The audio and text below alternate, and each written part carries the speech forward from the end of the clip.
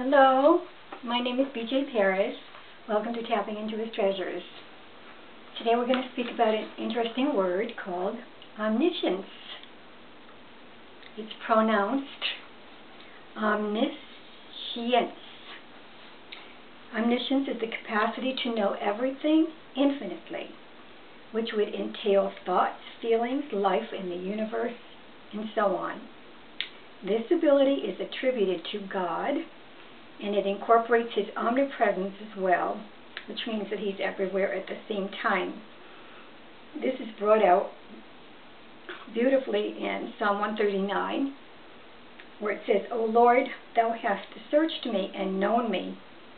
It's a beautiful psalm. I encourage you to look it up. It really goes into detail. It tells us about how God knew us in the womb and controlled each stage of our embryonic development. He knew and planned all the events of our lives. How precious also are thy thoughts unto me, O God. They are innumerable. And focusing on omnipresence, in the book of Isaiah it says, God knows when we sit down or stand up. He even knows our thoughts. He knows our words better than we do ourselves. God knows where each of us is at any given moment. Stop and think about that. Wherever you are right now. Maybe you're in your living room in front of the TV.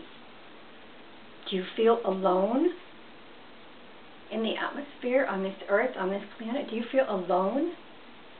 Or can you feel God's presence in the room with you, knowing that He has to inhabit every inch of space in the universe, so He's there with you. If He wishes to orchestrate for something to happen involving two people, He has the ability to bring those two people to the same place in a unique way, to have something take place. Now, I'm sure that's happened to many of you. You can all tell stories. Things like this happen to each of us frequently, and they happen all around us. They also happen all through the Bible.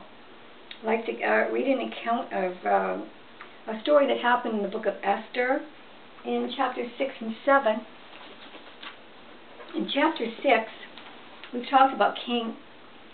We call him Ahasuerus, but I'm not even sure that's the correct pronunciation. But we'll just call him that for now. Queen Esther's husband, King Ahasuerus. And on this one particular night, he couldn't sleep in chapter 6, and he ordered that the book of memorable deeds, the Chronicles, be brought, and they were read before the king. And it was found written there how Mordecai, who was Esther's uncle, he had interrupted a plan for some men to kill the king. So it was fresh on his mind what Mordecai had done for him. And the king goes on to say, what honor or distinction has been given to Mordecai for this? Then the king's servants who ministered to him said, nothing has been done for him. And the story goes on. So keep in the back of your mind that in chapter 6, the Chronicles were brought to King Ahasuerus because he couldn't sleep. Now we go on to chapter 7, and it's a story about Esther having a couple of banquets for her husband the king and for his right-hand man, Haman, and who had that same night constructed Gallows to hang Mordecai and the men who were associated with Mordecai. I think there were maybe 10 gallows, something like that. And it's no coincidence that all these things happened in unison. So keep that in the back of your mind.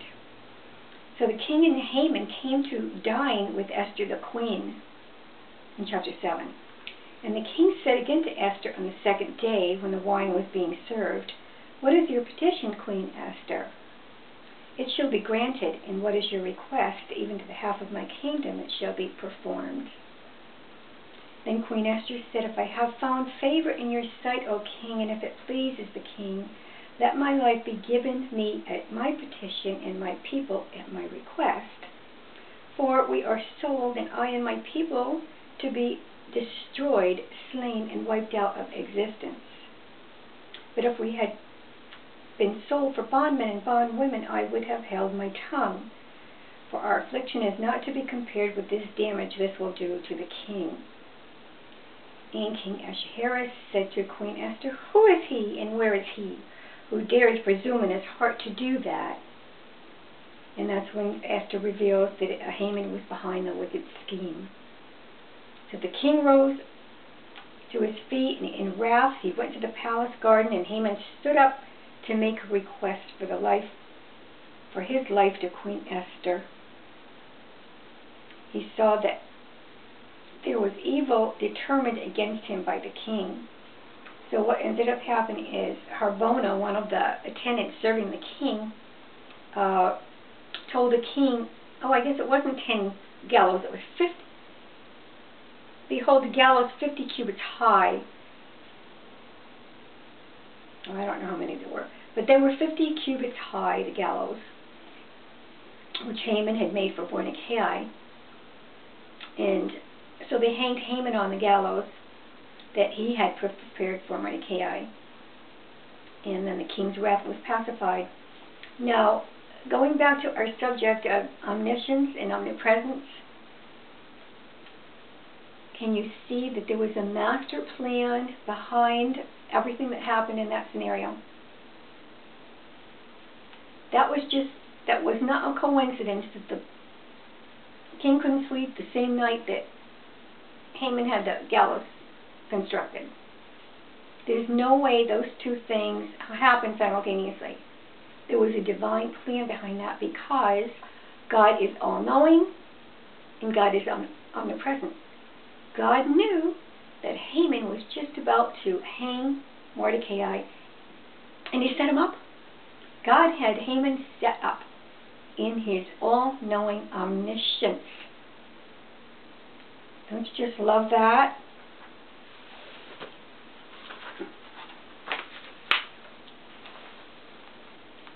Let's see.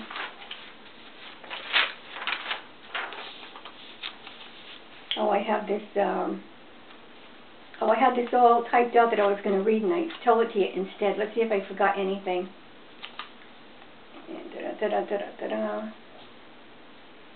How many times has Satan set up God's men throughout history? How many times has Satan set us up? I know that I have been set up, and you know, things didn't just happen that way. You could tell that there was a supernatural evil one, Satan, behind it. Really, that's how terrible the schemes were. And I know people who have had the same things happen.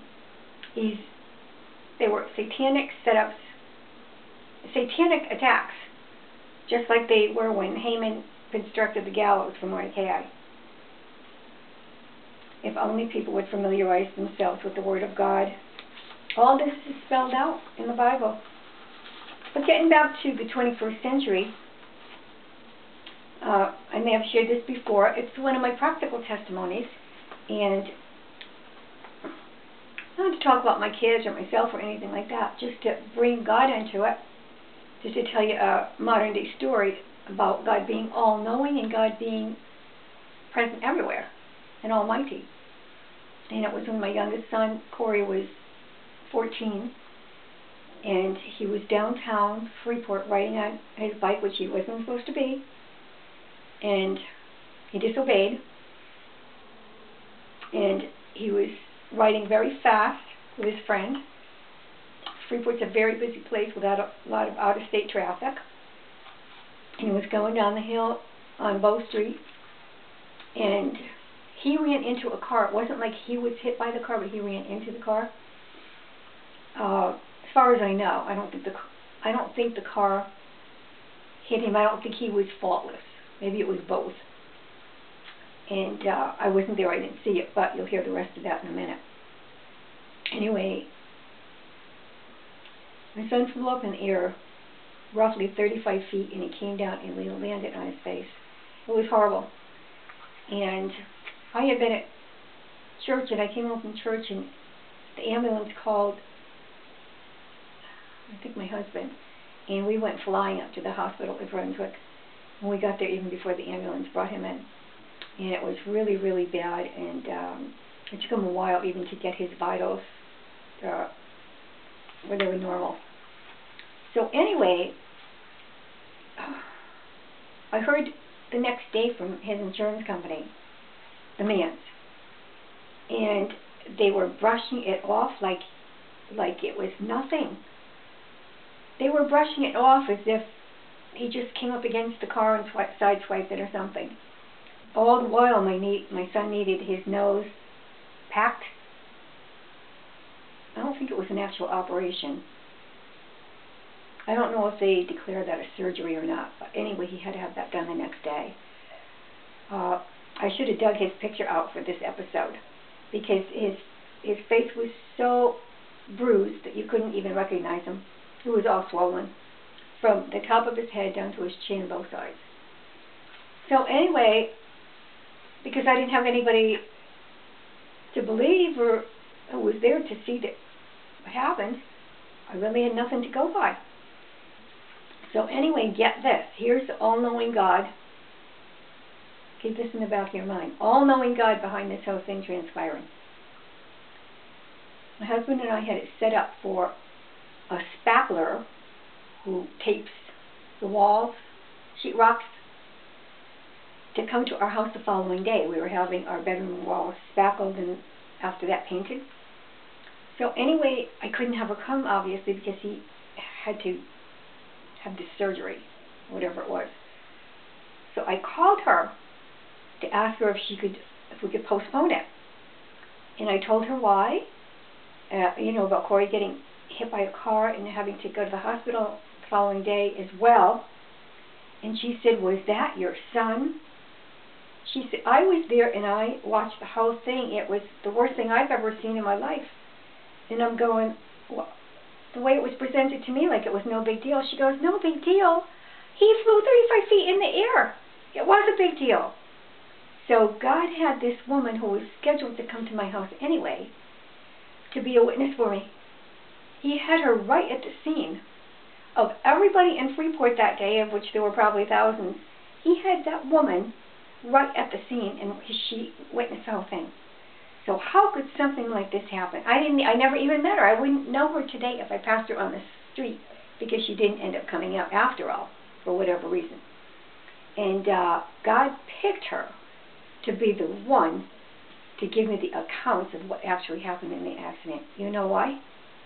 Because he's omniscient, all-knowing, and omnipresent, everywhere present. Is that amazing or what? And that's what he does for his people. That's what he does for his family. He takes care of them that way. Thank you for being all-knowing. I could just lift my hands and praise him because of his supernatural, beautiful power. Okay. And I have this story of Cain and Abel. Picture this. Remember, one was kind of rugged and one was more of a gardener and farmer. And Cain ended up killing his brother Abel. Remember, God came in the picture and he asked, "Where is your brother?" And Cain answered, "Am I my brother's keeper?" Now, God knew full well that Cain killed his brother. He was just being testy with Cain. Now, where do you suppose God was when all this happened? Do you suppose that God was behind the clouds and didn't see Cain kill Abel? Of course not. God sees everything. He's all-knowing and almighty. He sees everything. And he saw Cain kill Abel. And the story of Samson. Let's see. Here it is.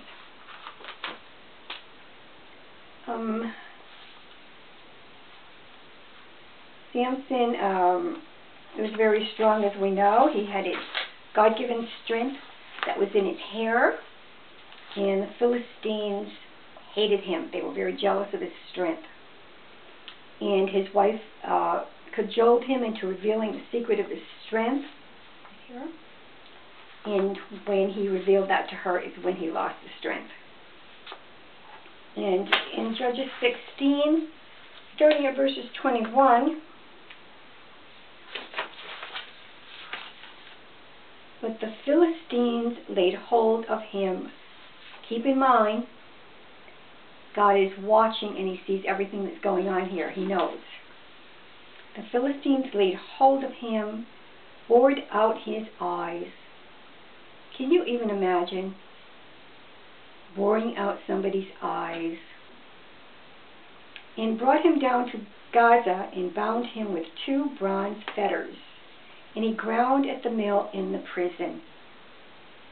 But the hair of his head began to grow again after it had been shaved. Then the Philistine lords gathered together to offer a great sacrifice to Dagon, their god, and to rejoice. For they said, our God has given Samson, our enemy, into our hands.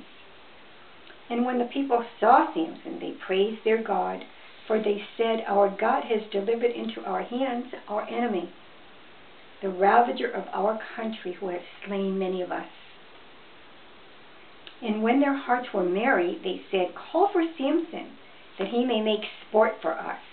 So they called blind Samson out of the prison, and he made sport before them. They made him stand between the pillars. And Samson said to the lad who held him by the hands, allow me to feel the pillars upon which the house rests, that I may lean against them. Now the house was full of men and women. All the Philistine princes were there, and on the roof were about 3,000 men and women, who looked on while Samson made sport. Then Samson called to the Lord and said, now was God listening? Picture this. Is God listening to Samson as he calls on the Lord? O Lord God, earnestly remember me, I pray you, and strengthen me. I pray you only this once. O God, and let me have one vengeance upon the Philistines for both my eyes. And Samson laid hold of the 2 middle pillars by which the house was borne up, one with his right hand and the other with his left. And Samson cried, let me die with the Philistines. And he bowed himself mightily, and the house fell upon the princes and upon all the people that were in it. So the dead whom he slew at his death were more than they whom he slew in his life. God answered his prayer. God knew everything that was happening. He watched Samson in the prison. He watched the people make sport of him. He watched him when he asked the lad to show him where the pillars were. He watched him as he poured his heart out, and he knew what Samson prayed. And he gave Samson the strength to have vengeance on the Philistines. Is that amazing or what? Amazing, amazing. He's all-knowing. God is all-knowing.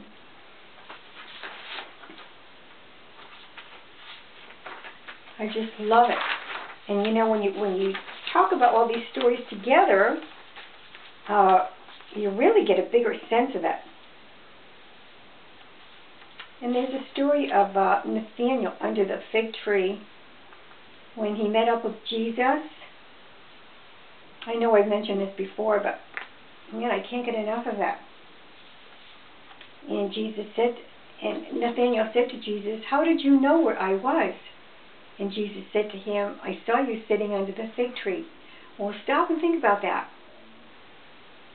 It takes us to the 2 topics today. Omniscient, he knows all things, and omnipresence, he's everywhere. So God saw Nathaniel sitting under the fig tree, even though it was far away from where they were, and he knew that he was there because he's supernatural. And in Acts 9, when Jesus spoke to Paul when he was on the road to Damascus, and he was blinded for a few days temporarily, remember? Well, at the same time that that happened, we're in verse 9, starting at chapter 10, just a few verses. Picture God watching in on this whole thing take place. Paul is on the road to Damascus, and Jesus calls out to him, Saul, Saul, why are you persecuting me? So he watches all this happen. And then in another town, well, let's start at verse 10. Now there was in Damascus a disciple named Ananias. The Lord said to him in a vision, Ananias, and he answered, Here I am, Lord. And the Lord said to him, Get up and go to the street called Straight, and ask at the house of Judas for a man of Tarsus named Saul, for behold, he is praying there. So watch God. He stops him on the way to Damascus, and then he goes to a certain place, and he's praying, and God sees him praying. He gives Ananias a vision and tells him all about Paul praying, and then he gives him some orders. He is praying there, and he has seen in a vision a man named Ananias, so he gives them both visions, both in two different places. Ananias entered and lay his hands on him so that he might regain his sight. But Ananias answered, Lord, I have heard many people tell about this man, especially how much evil and what great suffering he has brought on your saints at Jerusalem. So I didn't want to get into that part of the story so much, but just kind of picture that whole thing. Two different people, and God brought them together. Here's Saul, who later became Paul. Here's Ananias. He gives one a vision, he gives another a vision, and he brings the two together. And through that meeting, Saul regains his sight. Because God is an all-knowing God. Amazing, amazing. And closer to our day and age, what about the plane that landed on the Hudson River in New York? And all the passengers that were standing on the wings of the plane. We all know that story. It's going to be fixed. The picture's going to be fixed in our heads all of our lives. No lives were lost. Do you think that was a coincidence? Do you think no divine providence was involved there? Think again. God knew their situation, and he would not even allow, he wouldn't even allow one person to lose his life that day. Well, my alarm went off, so I've got 5 minutes, and I've got a few more stories to tell you, so I'll say them really quick. This story was about Corrie ten Boom when she was in the, I've talked about her a lot. When she was in the concentration camp, she had a small Bible hidden in the back of her dress, which made her dress bulge. Now, we've all seen these pictures of the Nazi concentration camps with the Jewish people on TV and in the movies. So picture this. They're in line, and the ones who were checking them as they were going through the line, they were stopping them all over the place, and they were not giving any breaks or being sentimental to any of them. So here's Corrie ten Boom with this Bible of all things. That could have got her killed right on the spot. Let's see. God knew that. You see God in that picture? She was in line to be checked. She desperately prayed for God to send angels, according to her book. God answered her prayer. The woman in front of her was checked. The woman behind her was checked. But she was not checked. For somehow, God sent angels and they shoved her through. How can something like that happen? And later she wrote that she prayed an unorthodox prayer for God to send untransparent human form angels because of a great need. So God did have angels manifest themselves that day. They were in the line in front of her and behind her. And that was the only way that her life was spared that day. Do you think that was luck on her part? That saved her life? Luck? Think again. God knew about the situation that she was in. Well, I've got 6 more, and I can only pick one. I'll tell you this one really quick. I told you one about being attacked by a pit bull, and somebody grabbed it right before it grabbed my throat. Well, this was another pit bull, but I didn't know it was a pit bull. I was taking care of a man when I was a home health aide in Maryland, and the family went out for the whole day, from morning until night, on the boat on the lake. And the man and I were in his basement apartment, and every time I went in the house to go downstairs to the basement, their dog named Bear would try to attack me through the kitchen doorway. They had to put like a shelving up to block the doorway so he couldn't get outside. And there was about that much space, and he was trying to growl at me through the space and everything. So he was a humongous, fierce dog. And during the day, I would hear him walking up over us, up in the kitchen, in the dining room, and the living room. Well, one day it was so beautiful out, and we were stuck in that downstairs basement, and I thought, oh, let's go out and get some fresh air. Well, we went up the cellar hatchway, and I'm guiding the old man, and I open the cellar doors, and we go outside, and the next thing I know, I'm thinking the dog is in the house because I hear him. There's one of those cat doors that he could go underneath the door and out and in as many times as he wanted. And we go outside, and this dog is raving, foaming at the mouth, I think, wanting to get the both of us, especially me. I did not know what to do. I thought my days were numbered. I did not know what to do. I could sense the angel blocking me from the dog Bear. It was a pit bull. And an angel saved my life that day. That's for sure. And God knew. He saw it because He's all-knowing. He's all-knowing. Hallelujah. He's all-knowing. So when you hear stories like this, combine them with all the other stories you hear and realize that a big God is behind it all. So maybe you are an elderly person craving for a visit or a phone call from your children. Maybe you're a grandparent who is going through it all over again, raising your kids. Or maybe their parents are on drugs and the kids are dumped on you. Or maybe you're a young mom with kids and your husband hasn't given you a penny toward their support.